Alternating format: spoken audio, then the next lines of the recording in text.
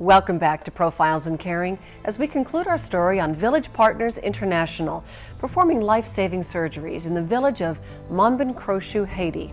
Before the break, we introduce you to a young mother named Sedalia who's faced with the most horrific of choices. She's just been diagnosed with advanced breast cancer, and a radical mastectomy is her only slim option for survival. But fears of the unknown, fears of not being able to breastfeed her children, and fears of mortality have prevented her from allowing these American doctors to help. Photojournalist Lynn Peterson concludes this story in Haiti.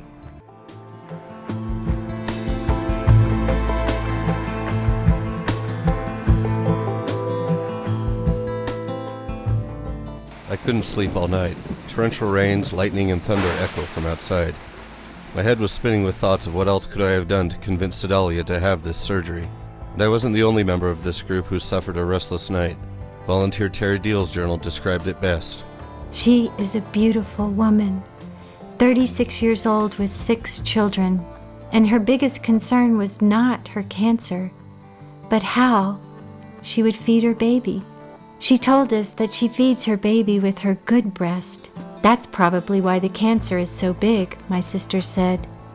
The estrogen hormone produced when breastfeeding advances the cancer. Did anyone tell her that she will die much sooner if she continues to breastfeed?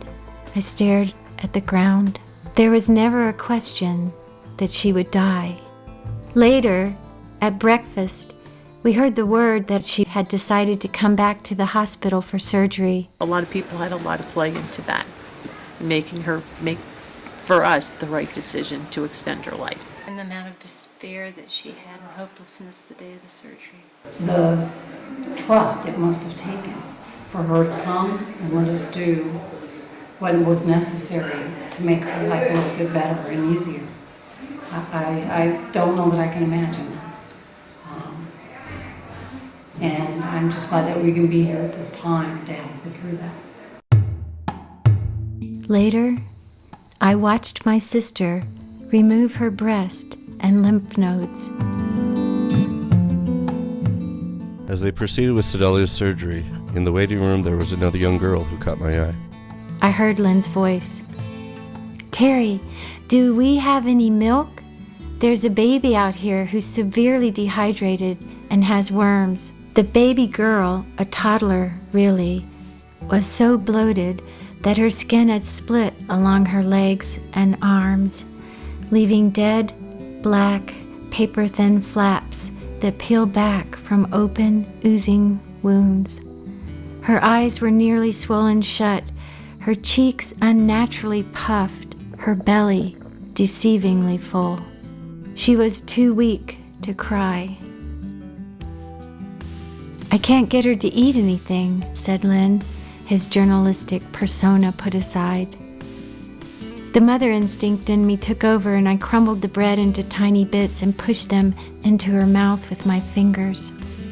She began to move her lips, eating the bread, and then drinking sips of milk I had mixed in my water bottle. We found out that this baby, along with 3 other siblings, had been abandoned by her mother. The aunt, who was caring for them, had children of her own. It was clear that she hadn't invested much hope that this little girl would live. I just stared back, unable to speak. I turned my head to hide my tears. She couldn't even eat, couldn't sit up. And then today when we were walking out of the hospital, her aunt was holding her hand, and she had her legs all wrapped up because of the sores that we treated, and she was walking down the hall. What a poignant thing, the woman with breast cancer, and how hard it was for her to have her surgery. And then to see her now, where she has hope, and her eyes are alive again. I mean, that's an incredible gift to me.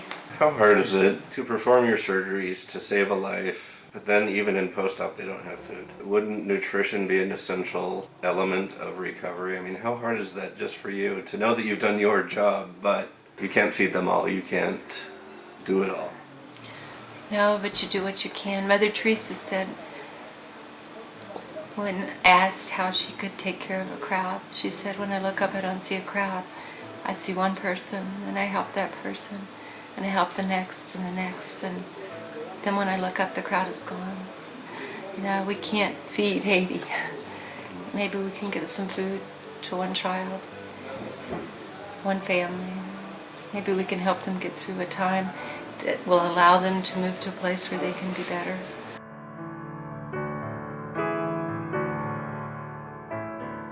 When I left, our country was spiraling downward in the worst financial crisis since the Great Depression years of the 1930s.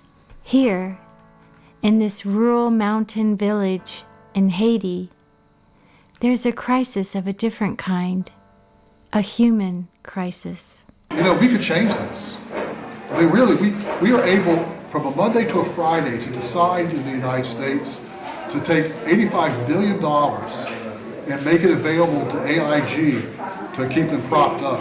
And I'm not saying that isn't a necessary task, but if we can move that quickly to marshal those kinds of subs to help ourselves, isn't there something we can do to help these people whose poverty is so desperate that they literally are living in the mud?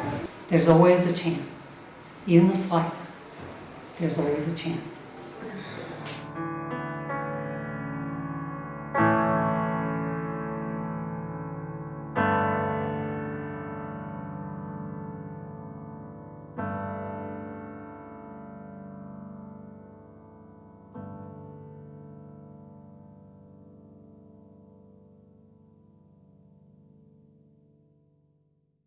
Thank you, Dr. Campbell, and to your amazing team of volunteers. And of course, thanks to photojournalist Lynn Peterson for going well above and beyond his journalistic call and helping to persuade young Sedalia to make the right choice. Our prayers are truly with you for a healthy recovery.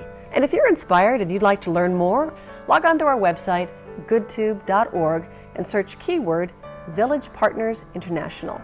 For all of us at Profiles in Caring, I'm Kimberly Perkins. Thanks for watching. And thanks for caring.